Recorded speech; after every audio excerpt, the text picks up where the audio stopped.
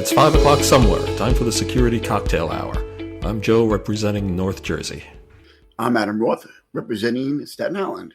Hello. Wow, very good. All right, we're getting better on the intro. Okay, so we got an interesting topic today. We're going to be talking about VPNs. And people might think that VPNs are a new thing, but they've actually been around for quite a while in many different guises, really as long as the internet's been generally available. Maybe even earlier. I don't know. But Adam, you have been a network security engineer. Dare I say forever, but for many years.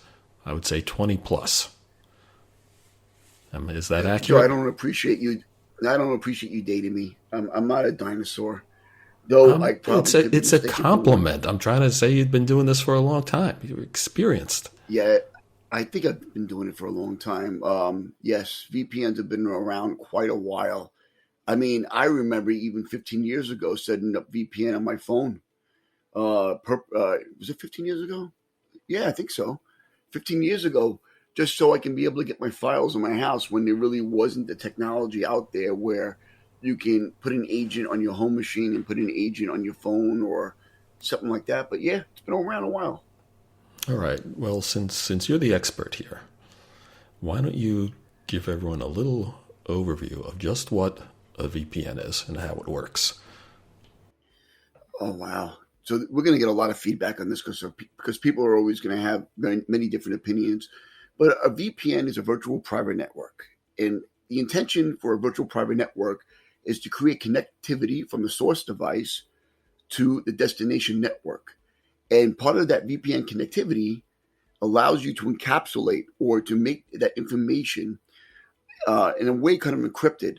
So as it traverses from your device, your phone, your computer, wherever it is, to the endpoint or the destination network, nobody can see that traffic. And it's done for many different reasons. And we're not even talking about VPNs yet for people who want to anonymize their connections. We're talking about maybe you want to force all your traffic from that device through the egress of that network where you're going to end up on for many different reasons, whether it's security reasons, or you just want to be able to get a file or get data without having to have a physical connection to that network. Is that a good answer? Yeah, that's good. I mean, I'll give you maybe 7 out of 10, I suppose. But 8 out of 10, please. Thank you. 8 out of 10, okay. Basically a VPN, it is a virtual private network. It's not a private network. It's virtual. In the old days, even when I was around, when two companies wanted to talk, or you had like two sites, 2 buildings, 2 locations, you got lease lines, essentially private. Well, lines you would rent from a service provider, from a telecommunications company. Those were quite expensive. And I don't know to what extent they use now, probably for some applications. But when the internet came along where you had really cheap connectivity to the world, then people started using VPNs. And basically it gives you a private connection over a public network, a trusted connection over a non-trusted network. And like you were saying, it works with by essentially doing encryption. And there are a couple use cases for it, which is like you were talking about remote access. You want to get to your home, or your employees want to, need to connect to the office remotely, that everyone's doing now, even without VPNs, but we're going to talk about that.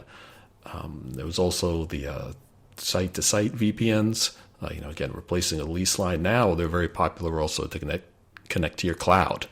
If you got stuff in the cloud, you want to have a dedicated, connection from your office to there or from your data center to there. So there are a lot of uses for VPNs, and you don't even realize they're there.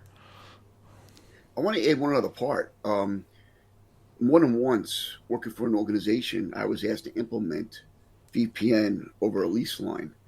And the reason why we implement a VPN over a lease line is that there's no eavesdropping. So unless you seize that connection and you're able to be a man in the middle and then continue that connection on, you really can't eavesdrop. And even seizing that connection is at a level of nation states.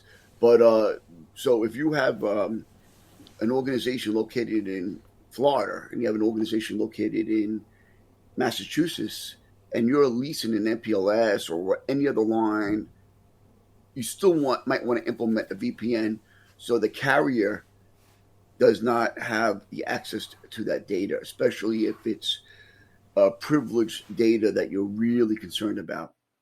What do you think of that? Oh, I think you're right. In the old days, we used to say, oh, lease lines are, we can consider them essentially private. Even though we knew that the telco had access to it, and we thought maybe the government had access to it, which it ended up being true. But yes, you're right now. Even with lease lines, general best practice has become you encrypt over them, except for the extremely, extremely rare case where you are putting down your own fiber, say. And even in those cases, you probably want to encrypt it anyway, just to be careful.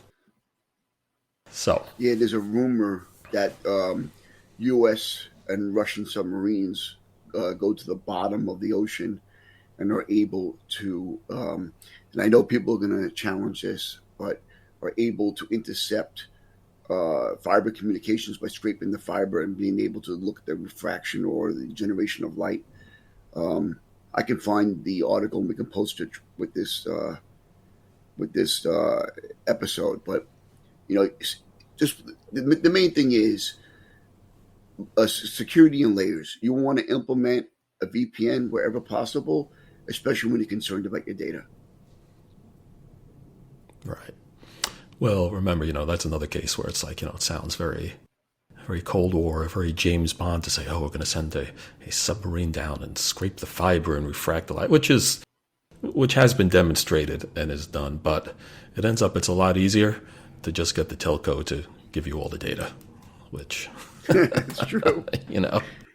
But in any case, that's going a little off. We're going to talk a little more about really focus on the consumer VPNs that you see everyone hawking on YouTube or whatever, which are which are useful. So, a little background. So, I mean, a lot of people probably know this if you're watching, but when you go to a web page that's a secure web page that's got SSL, now it's called TLS, and you got the little lock on your browser, your connection to that site is encrypted. That is a VPN of a sort, a very, very simple one. So, you talk to your bank, your stuff is encrypted. You're talking to just about any email service now. Your stuff is, it's encrypted, and it's pretty safe. There are ways around it, but they're pretty safe. As you said, you might want more layers, but even if someone cannot see your communication or cannot see the contents of the communication, just seeing the connection carries a lot of information. Don't you think, Adam? Yes, but I want to, and I love interjecting and adding all this beautiful stuff. Keep in mind that not you, but our listeners, that there's something known as SSL intercept. And if you work for an organization, that organization might intercept certain traffic to make sure that you're not exfiltrating, which means basically removing data from your organization off site. And that SSL intercept might or might not show that the lock is the correct color. They'll give a certificate to you and then provide that certificate to the endpoint. But certain data like banking and medical are not supposed to be intercepted. Well, that's right, but that gets to something that is sort of related to this. That when you're doing something at work or on someone else's machine, particularly if you're working for your corporation or something, you have to assume that they are monitoring everything. They absolutely are, especially if you're in in a regulated industry like finance, banking, that sort of thing. Certainly defense. They're watching everything. They know what you're doing. You're right. They are supposed to not be watching things like your healthcare and stuff, but they have the capability to do it and may not be very transparent about it. And that's kind of what you need to worry about, even if it's for your personal use and you're going from home or going from your phone or something. Just the fact of seeing the connection to a place gives people a lot of information. if you know what your source IP address is, your origination point, that can be tracked right to your house or right to your physical location and tied to you very easily. Obviously, your ISP who assigns you that address, they know it's you. And a lot of other companies that are doing tracking, they're tying that to you also, so they know it's you. And places can tell who you're talking to. They may not be able to see the conversation you're having or reading your mail, but they say, hey, you use Gmail, or hey, this is your insurance company, and you're interested in these news sites and not these other news sites.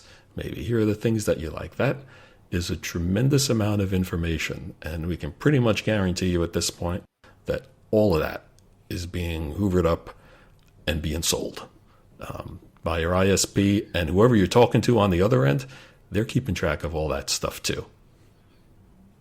So I want our listeners to keep in mind, having a VPN does not mean you're always 100% protected if you use a consumer VPN.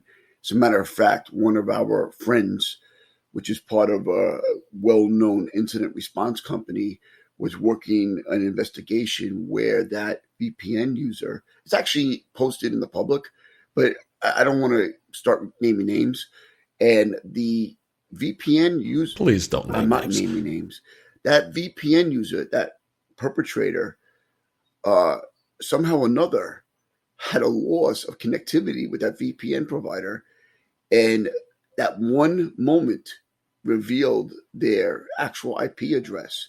So, and I know this is part of our podcast. One, please don't do any illegal activity. Number two, whatever you do, and I read some of our notes, Joe. Right? People use VPNs for many legitimate uses, especially if you're a journalist or somebody who's maybe making a complaint to an authority, and you don't want to reveal who you are, but at the same time you want to do the right thing. Keep in mind that there's no 100% when using a VPN. It's at your own risk. So it does help you, but just be careful. Well, it's like everything. We'll get into that more. But one of the things that it can be very helpful in doing, besides first of all, it does add another layer of protection onto your traffic, which can be helpful. But also the big thing that a lot of them pitch in here is not so much that, and there are some other services they add we'll talk about too. But the real thing is hiding your location, helping you be more anonymous.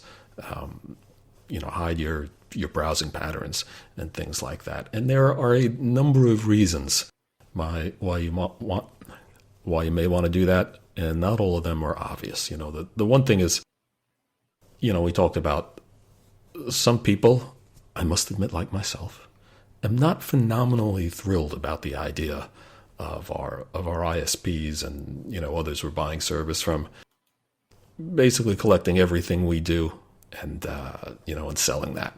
I just don't like that. Frankly, given that, I feel like they should be paying me for using the service, not the other way around. Well, I mean, collecting data is one thing, but there's always those rumors, and I don't think it's ever been substantiated, that some government agencies actually are behind some of these commercial VPNs, and they use it to track data. I'm not sure if it's true or not, but I'll mention rumors without. Well, those are rumors. I don't know if it's true, but I don't know if it needs to be true to tell you the truth. I don't know if they need to, because the truth is, one of the things, so there. Let's go through. So there are some legitimate things you might want to be using this for. Protect yourself from marketers. You don't like a lot of spam and everything. We use it as security research, actually, because when you're going up against some bad guys and hitting their site and messing with their malware and deliberately executing it, which you got to be a pro, you really got to know what you're doing to do that safely. A VPN is one thing you can use to hide your location. We joked in another episode about, going down to a cafe down the street or something. But using a VPN is actually a lot easier, and you can make it look like you're coming from, other countries and other locations. So they not only can't attack you back, but you can, become someone else for legitimate purposes. And there are people who use it to, trick streaming services. In fact, a lot of them advertise it.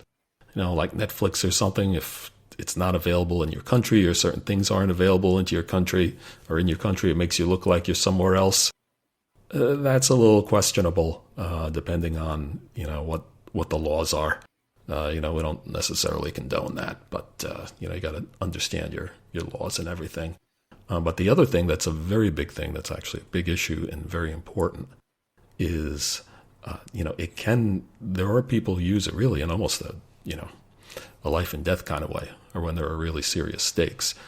People like whistleblowers, journalists, dissidents, who really have a significant need to protect their identities. And they will use various types of VPNs that we'll talk about to do that.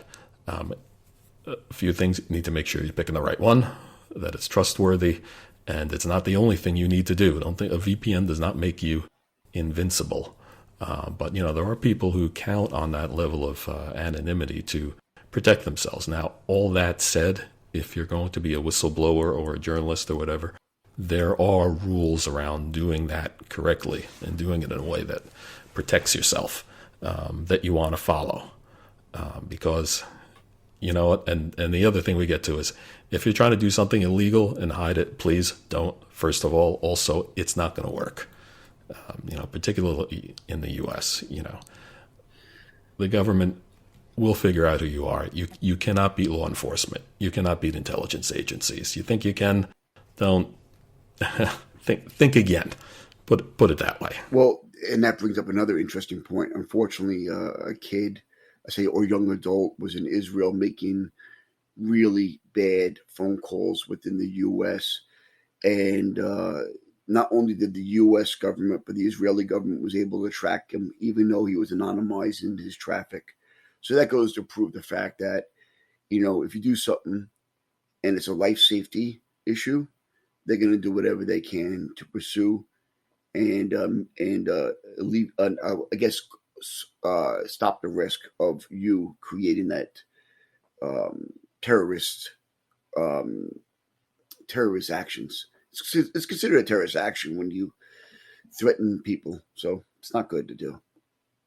Well, it depends. That's kind of the most extreme cases, but Yes, there are other things too. You need to keep in mind that protecting your identity is not easy, and when you're using electronic stuff, it's it's particularly difficult because you're counting on service providers, and it's like they say, no kind of encryption can defeat a subpoena.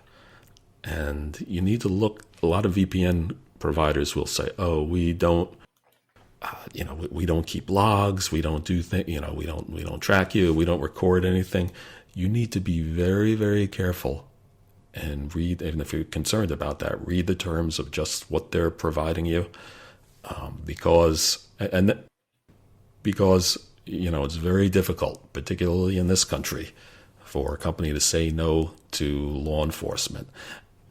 And, it may also be because, even if you're not a criminal, like we say, if you're a whistleblower, you're someone who's worried about intimidation, or maybe you're worried about, someone in law enforcement who knows you personally is going to harass you. These VPNs can be essentially, they can get records of those things. And then again, also, they may not be perfect. They leak data. The technology is not perfect. So understand just what it is that you're getting and what the limitations are. Well, I mean, let's put it this way, right?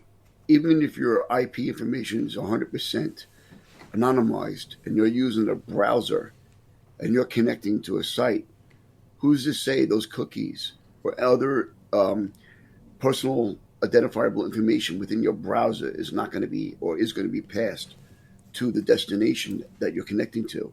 So you would need to use a clean computer, bought with cash, in a place where there's no cameras, connect to an ISP that you can't be identified by, that has no cameras, to connect via VPN that you paid either by cash or a card that you bought, a prepaid card, at a grocery store or a drugstore that had no cameras. I mean, the point I'm making is you're probably going to get caught. Well, yeah, it's extremely difficult to fully anonymize yourself. It's really hard, and doing all that goes beyond just using a VPN. We'll look at some more of those things in a future podcast, and probably talk about a whole system. And we're talking about some of these things that real journalists and real dissidents. We're talking about people in very countries with not such great policies or records on human rights. People who are speaking out against the government there. It's not paranoia for them. They need to be very, very careful about what they're doing. And a VPN is just the start. It's one of the things that they do. All right. So what does it actually provide to you? Do you want to talk a little bit about how it does hide your location to the extent that it does? Well, I mean, see, I'm going to give all the technical stuff to Adam because I'm just, well, lazy. I know it too, but he's the engineer. Oh, I don't know about that. But so a VPN, depending on how it's set up, is either going to take all your traffic or split your traffic. And what that means is that certain traffic can go over the VPN that's defined by the policy of that VPN provider. So typically, a commercial VPN that you buy for or a personal VPN, however you want to call it, that you use to anonymize yourself, all your traffic is going to be sent over that path, that tunnel. It's called a tunnel. And when that traffic is passed over that tunnel, they're passing that traffic to the destination, which means that their VPN IP address or their IP address is going to be provided to that destination network. So, for example, you open your PC, you download, XYZ VPN, you put your credit card information in, you buy it, you connect. Now you have a connection to that VPN. And then from there, you're opening up a web portal and you're surfing the internet. That destination network only sees the IP address of that VPN provider. They don't see your address because your address is known to them. And then they pass their address to that destination. Is that a good explanation? Yeah, pretty much. I mean, you see when you connect your VPN, often it either randomizes it or it says use the fastest one or lets you pick a country. And you'll say okay, you're going to be, your country. So you're going to look like you're coming from this provider's, I don't know, the New York number 39 machine that's got some IP address. So all your traffic, that's where it exits the VPN and goes back onto the internet. So they don't know where you are, but you look like you're coming from there. Now, here's the tricky part. That can be useful, but it can break some things. If you break another city and want to use anything with location, that can break stuff. If you're, say, going to your bank and you start popping up all around the country or around the world, you can get flagged for a possible fraudulent connection. Although it can also be useful when you're overseas, you're on vacation. You can access things as if you're home. The other thing, too, is like Adam was saying, it is kind of funny. It's like, yeah, you can seem like you're somewhere else, but they may very well still know it's you. One of the things that's so important to understand when you're using the internet, you're going to sites and everything, there is so much analytics. There is so much data collection and analysis.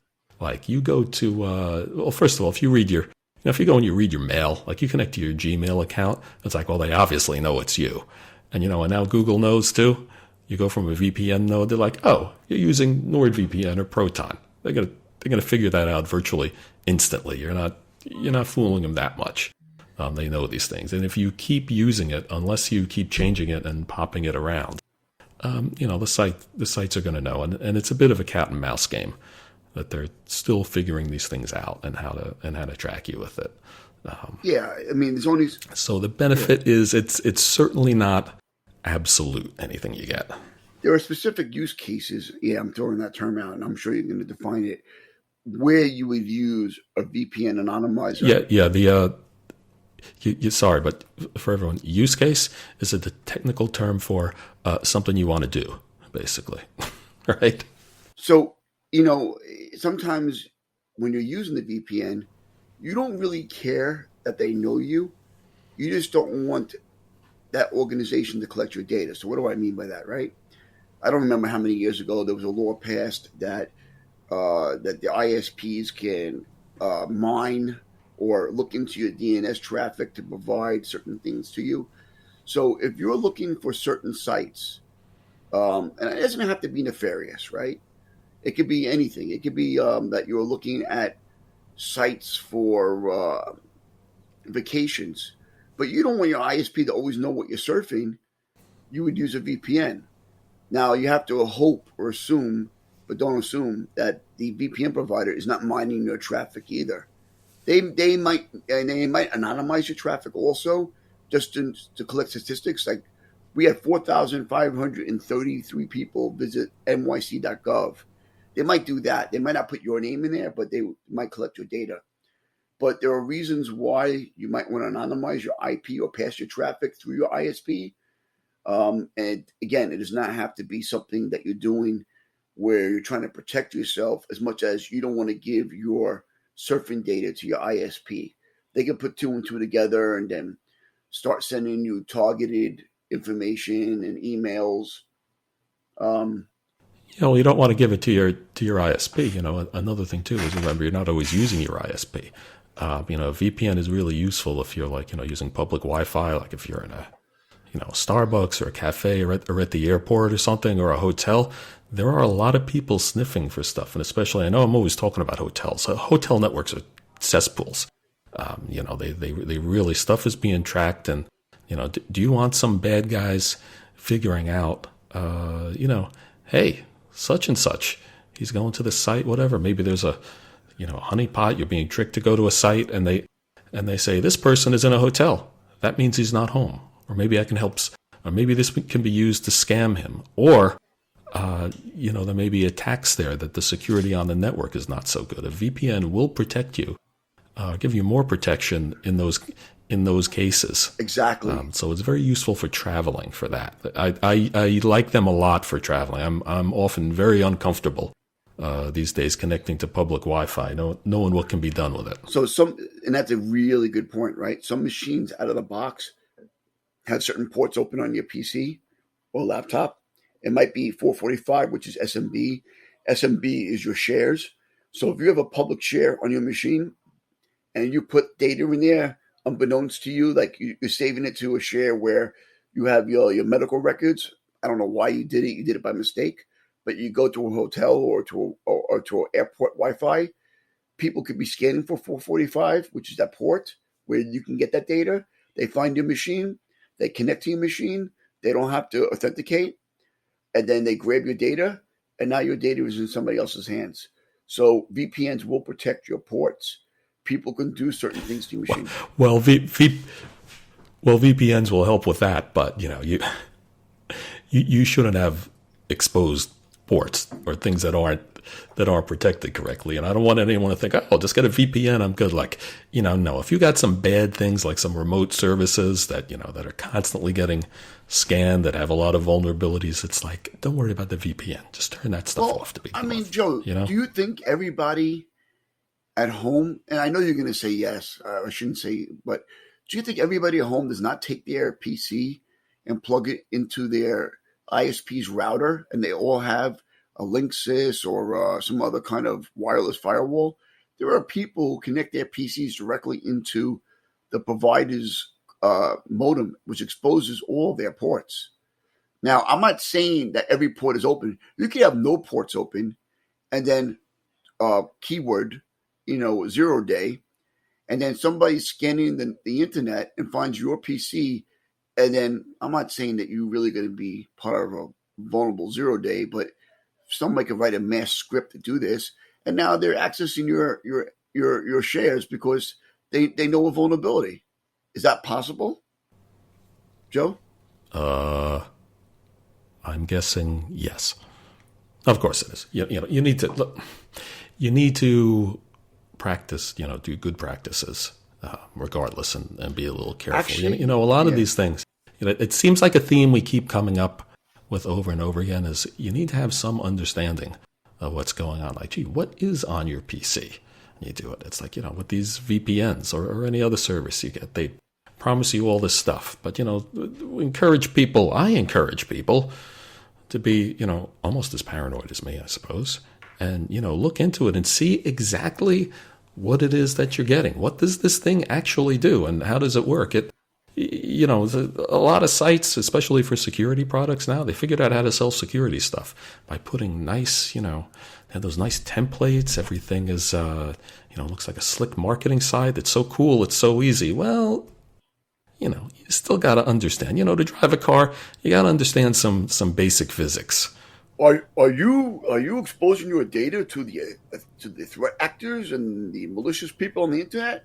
If so, get a VPN and protect yourself so those threat actors can't get your data. Is that what you're talking about? Yeah, it's like Napoleon Dynamite. It's like, vote for me and all your wildest dreams will come true. That's it. Buy this security thing and everything will be fixed. Are you running for office? Well, unfortunately, it's a little more complicated than that.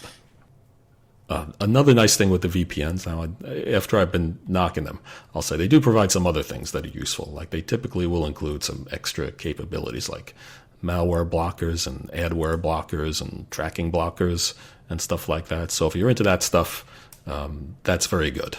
And I found that to be really, really useful. I've seen features where you can buy or pay for monthly for a VPN where it helps you network your own family. So if you're in New York and you're part of this VPN provider, and then you have a family member in Florida and you have a family member in Washington, D.C., you can all be on the same network, virtual private network, while still being at home, share printers, share files and data. It's really, in that way, it's really nice. I've even seen businesses that have VPN on their portable tablets where when they want to print something in the office, like they go to a client and the client signs, they can print the invoice right in the office to be processed right away. So there's a lot of good advantages to these VPNs. Well, there's a lot of stuff there, but a lot of things that used to be done with VPNs, and this kind of gets to some wider trends in the industry. The cloud is actually replacing a lot of it. Fewer and fewer. It used to be that you had a laptop. How do you connect to work? You open it up, you connect to the internet, and then you turn on the VPN and you got to log in. And it was kind of a pain. It was kind of expensive too. That is, and there's a home version, like you were saying, but that's kind of going out of style. Especially since there are so many applications and stuff that are really websites, and now you got Microsoft 365, where 90% of what you're going to be doing for work is in the cloud already. So that's keyword use cases. That's kind of going out of style, and I would love to say that for the paranoid, use a VPN because you're not using the cloud, you're using your own stuff. It's all your things at home. You're in control. But if you're using a VPN service, unless you're running your own VPN, which is not easy, you're still trusting someone. So. Well, these days it's gotten easier. If your home router supports OpenVPN, you can actually create that download really quickly. But there's still some knowledge that you need to have when using OpenVPN. But it's gotten easier these days. But I want to add that we should probably do a podcast on how to tune your PC so that it is not as exposed to threat actors and when traveling. A different type of episode for that. Okay, I'll translate. How to set up your PC so you're not completely screwed. That's a good translation. That's Adamese into English. They don't have that on Google Translate. You know what? I'm going to go off topic, but if we get enough of these episodes and like the AIs start, start indexing them or listening to them and learning, we'll be able to say, translate this into Adamese. Oh, that'll be cool. That's very flattering. Thank you. Okay, now there's another thing we got to talk about, and we cannot talk about VPNs and anonymity without talking a little bit about Tor, which Tor is the Onion Routing Network, and it is an open source software project, protocol, technology, whatever you want to call it, that is probably the most secure VPN out there and the most trusted one. It is easier to use than a lot of people think, but it's free. People set it up, they do it. People host it themselves. It's actually pretty easy to use. It comes, you can get it for you can get it for Windows, for your Mac, for Linux. You can even get specialized Linux versions that are secure Linux versions that just that will use it. So it is very, very good. I would say that it's the gold standard of getting anonymity if you want to get on the internet. Even it's your best bet going up against nation states. It's still not a good bet, but it's probably your best bet. So I want to add some context there also, right? Tor doesn't direct your traffic through one direction. It breaks your traffic up, and then it reassembles your traffic. Keep in mind that the exiting nodes of Tor, if they're compromised, they can know who you are. Plus, your ISP will know. Yes, and there have been rumors that some of those exit nodes are run by the people you might be trying to avoid. But those are rumors. I don't know if we know that's true. And I understand. I'm just saying, but if it is compromised, they will know who you are. Plus, your ISP will know you're using Tor, and it doesn't know what you're doing on Tor, but knows you're using Tor. And if you use Tor for regular browsing, you can pretty much, if you're using Google, you can pretty much expect to use your captcha every 13 seconds. I mean, that's an unscientific number, but they're going to say, "Oh, you're using." Yeah. Go ahead. I'm sorry. Yeah. A lot of sites will make you do a captcha or whatever, or do another verification, or just block you completely because they think you're a crook or a hacker or something. I mean, Tor is interesting because like so many things, it can be used for great good, but also for great evil, and it is. It is the favorite VPN of journalists, dissidents, Snowden types, all that kind of things. It is also the favorite VPN of some bad people, and it has something that's the ability to host sites, and there is a bit of, if you know what the dark web is hosted and accessible through Tor, and there are some not very good people out there misusing it. Didn't Edward Snowden use Tor? Yeah, I think he uses Tor. I think he's big on Tails. That's a Linux. Yeah. It's a privacy-focused Linux distribution that uses Tor automatically. Every time I've ever used Tor, I'm just putting it out there. I purposely made sure that my machine was separate from my normal machines because I'm one of those guys that is paranoid, and I'm afraid that my machine can get compromised when using Tor. But it's just me. Yeah, well, I'll tell you, I use Tor very infrequently, and really when I'm, for security reasons, for business stuff, when I'm going to very questionable sites, or when I get a very questionable email, and I'm trying to analyze whether it's phishing or whether it's got malware, I will often use Tor, to really hide my location, like we were talking about before. For general use, unfortunately, it's really slow. It's not so good for general use. But when you need the Ferrari of VPNs, of privacy, you've got that. But you need to couple it. You need to understand the limitations. It's not perfect. There may be some bad actors hosting nodes. And you also need to remember, you got to think about protecting your PC. Most people use it with a specialized Linux distribution, like Tails or like Cube's OS, that will really give you a lot of the protection that you need also on your device. So, but something you might want to look into. It's actually pretty easy to use. It is not difficult at all. Yes, that's my answer. That's your answer? Yes. Well, okay. How many people here are going to use Tor? How many people are going to set their machine up to use Tor? By the way, I welcome any feedback. If you're using Tor currently, or you're going to use Tor, send us an email. Or if you're using VPN, or other than your corporation, and you have your own personal VPN, I would like to know. Yeah, I am very curious to know what's really popular out there, because there are a ton of them. They're the big ones. Like I think NordVPN is the biggest, and Proton and some others. But there are like, didn't you pull together a list for this of like 105 different VPN companies? Like, God, that's staggering. What they're saying is that the plethora of VPN providers. Plethora? Yeah. Why? Another $5 word. No, that's a $10 word. You have to give me some credit here. What I try to do is I try to look up these words. I want to exercise my vocabulary before we do these sessions so I can sound really knowledgeable. Did that work?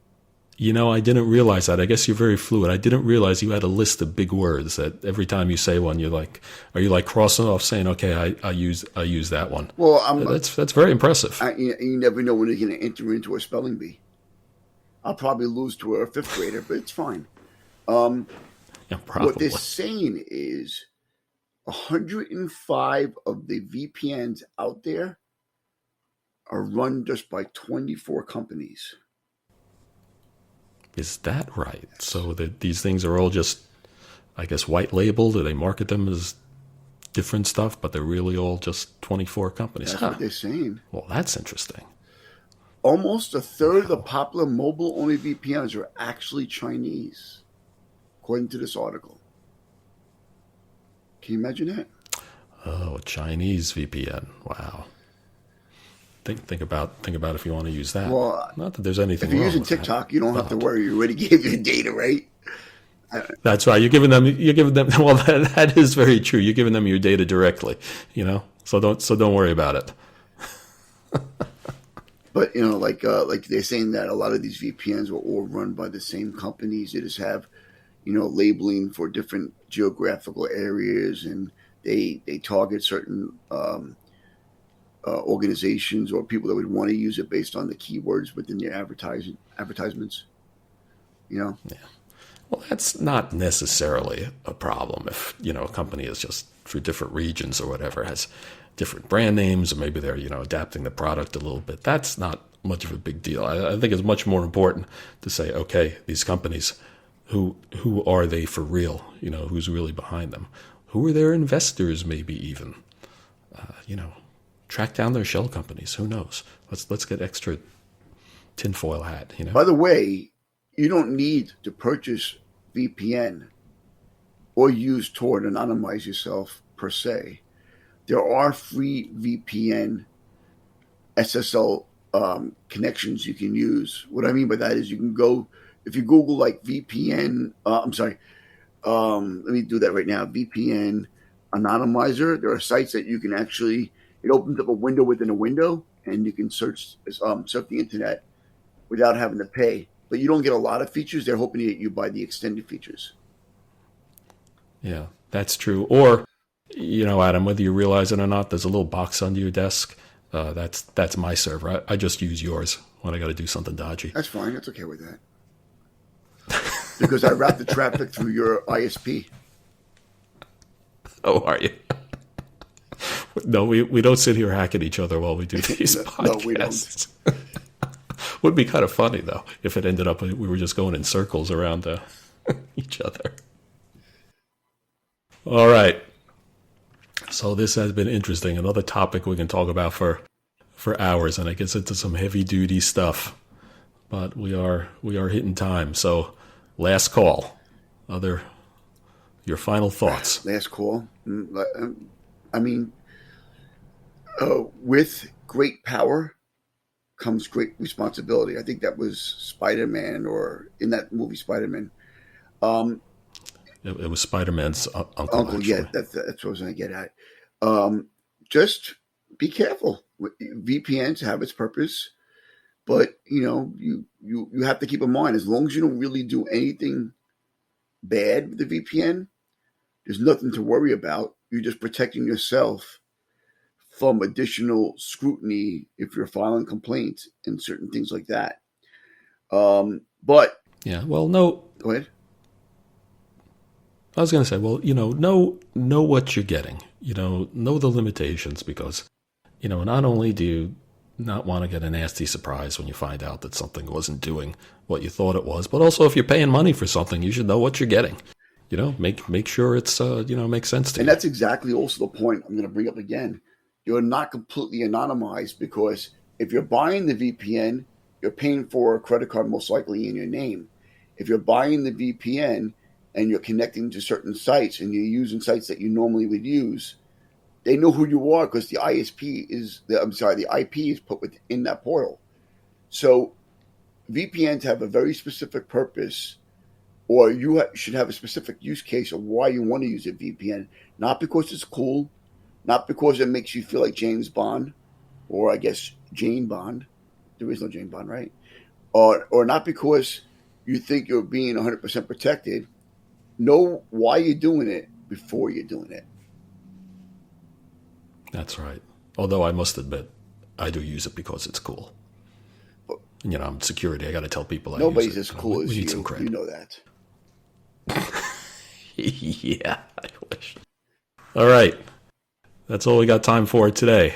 So, Adam, always fun doing this with Thank you. Yeah, you too as well. All right. And everyone, thanks for listening, and we will be back. Take it easy.